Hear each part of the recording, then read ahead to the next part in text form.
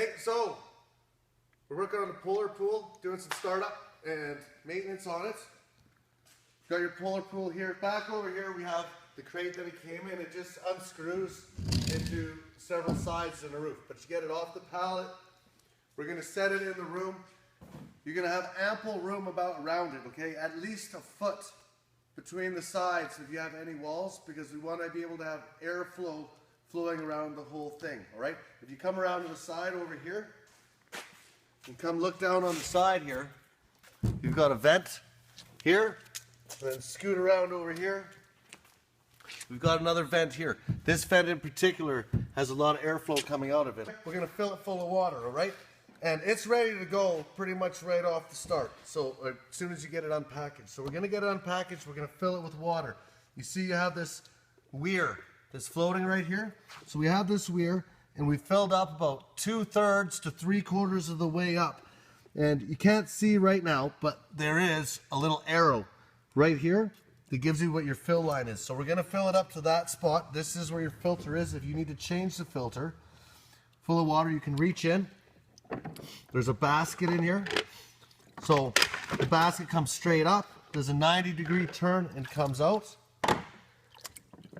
Then we'll reach down and we'll pull a little top cap on the filter, and then the actual filter itself. So the filter goes in, little 90-degree turn, turns down, top cap goes on the filter,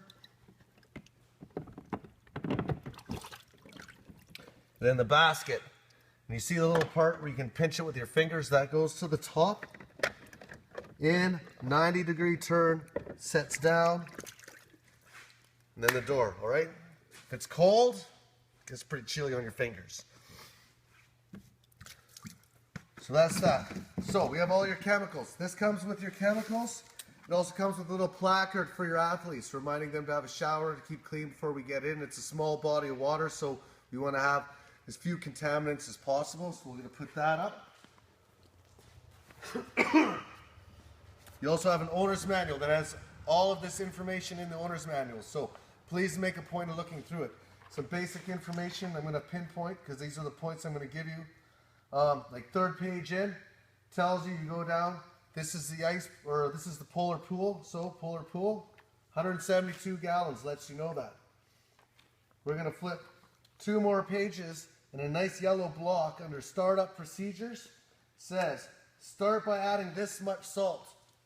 Go to polar pool, 4.5 cups. So we're going to add 4.5 cups of salt into this water, and we know we're going to be good for having the salt for making the sanitizer.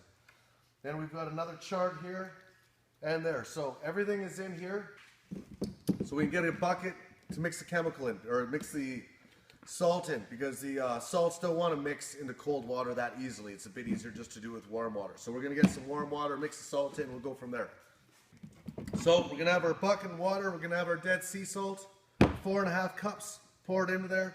Grab whatever you have that's around for stirring it, something as clean as possible. This isn't the greatest, but it's most readily available right now.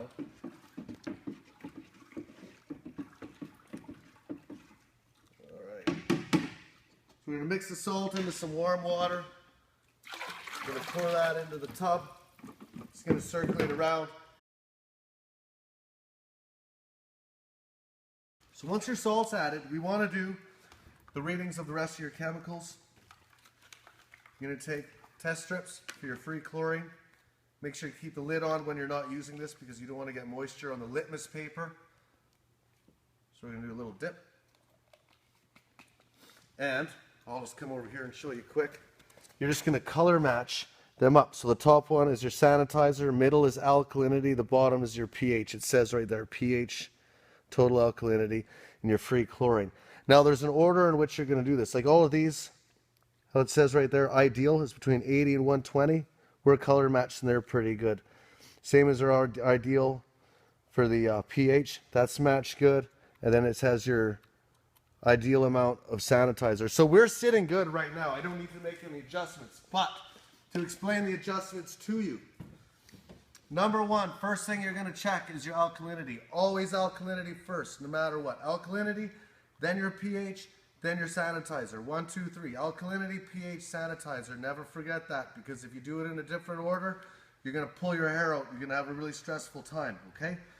So, for the alkalinity, you've got cold water balance, raises the alkalinity. If the alkalinity is low, put a tablespoon of cold water balance in, let it circulate, wait an hour, check again until your alkalinity has come up to where it needs to be. If the alkalinity is high, you're going to bring it down with cold water rundown. Get that set. Next one is your pH. You want to set your pH. Cold water jump raises the pH, and back to the cold water rundown lowers pH.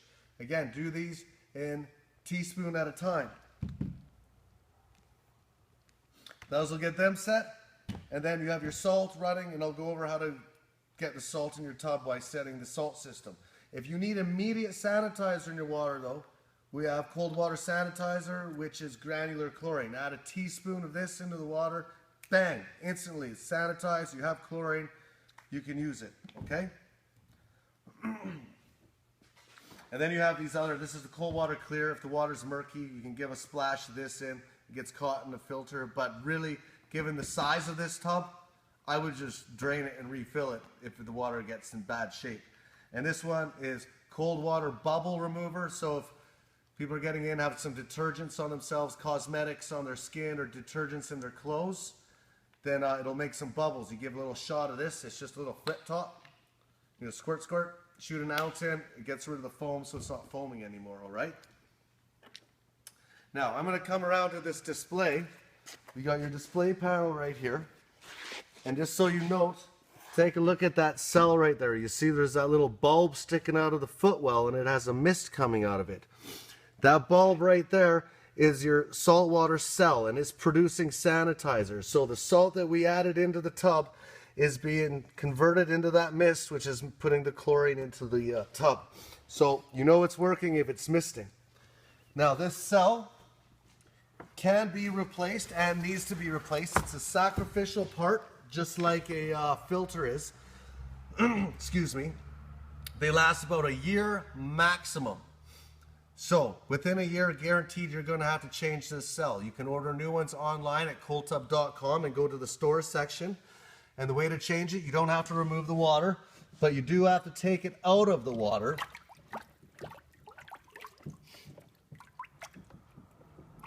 And we'll just unthread that. It comes up. So it's like a receptacle here. There's a little Phillips head screw. That's a set screw that's holding it. So we'll undo this set screw. There's fairways. That threads out. And the reason you have to do it out of the water is there's an electrical connection there. We don't want to get salt water on that connection. It'll corrode it and it'll quit. So make sure it's out of the water. Take your old cell when it's not misting or smoking anymore, producing sanitizer, throw it out, order a new one. Thread the new one on. Do your set screw back up. And we'll just tuck the line back into the niche and thread this back in.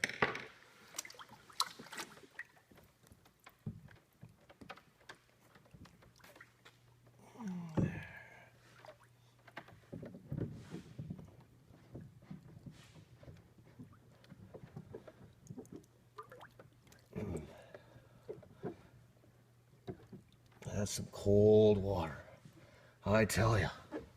Woo! Okay, let's get over to the top side here. We're going to look down at the top side. Like that. So it's right in the center. So take a look at the top side. You see the display, it says 45. So that's the temperature of the water right now. We can adjust the temperature up and down by using the up and down arrows. You'll see when I put the up arrow, a little thermometer pops up in the corner there. That symbolizes the set temperature. And we can run up all the way to 104. Take a set to get there. Boom, boom, 104.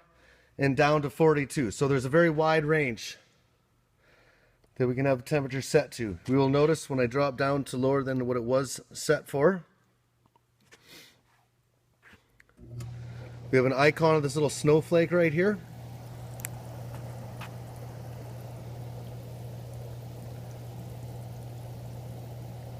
Okay, you'll notice we have a little icon of a snowflake right here. That lights up when the chiller is operating. And then when I turn the light on, there's an icon for the light that will turn on.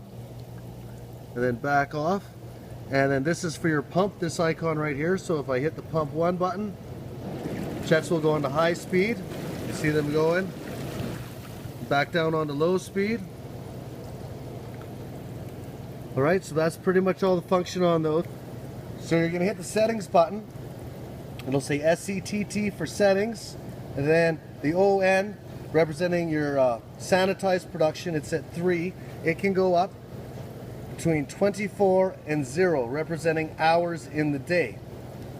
So this will be dependent on what the usage is. If you have 20 athletes a day going into the tub, obviously you're going to be setting higher, probably around 20. If you're only going to have, say, 5 athletes a day, you might be down around 10 hours a day. So hit the button once, settings, again, ON, sets how many hours a day you're going to be producing sanitizer, therefore how much sanitizer is going to be in the water. In the morning, if you go in and there's not enough sanitizer, obviously you're going to turn it up and then check it the next day. So after the ON, I'm going to press the settings button again. FD is filter duration. That's how many hours the filter will run for. And filter frequency is how many times a day. Filter duration runs for 2 hours. I can go, it runs up to 6 hours, down to 0. I would set it, duration runs 1 hour, 2 times a day. That will be for minimal use. I hit it the 3rd time, it scrolls through the version of software, does a reset and saves everything. So you can set, again, settings for the amount of sanitizer is the ON, depending on how many hours a day it runs. And then for the pump circulating, duration 1 hour, frequency 2 times a day. Again, if you have more people, if your athletes are doing track and field, you're getting grass and sand in it, you're going to want to turn the filtration up. That's pretty much everything they're running in Adjusto. Now, it comes with a cover. Make sure you use the cover, please. It is the insulation from the top.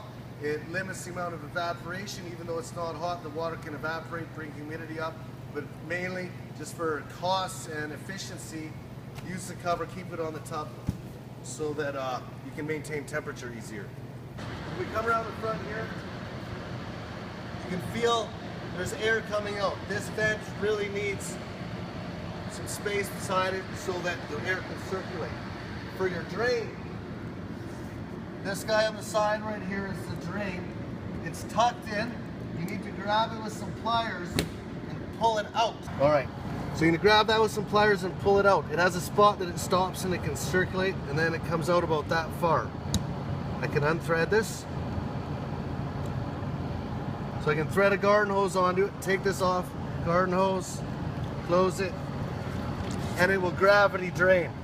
When I pull it out again, it stops. So that is the drain. It's a cylinder style.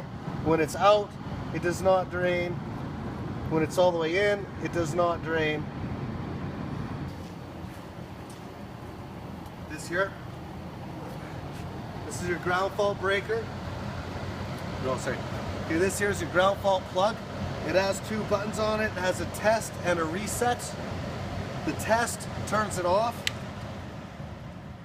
Reset turns it back on again. All right, so test is off, reset is on. Every time you ever unplug and plug the unit back in again, you will have to press the reset button to activate the power to flow to it. Okay.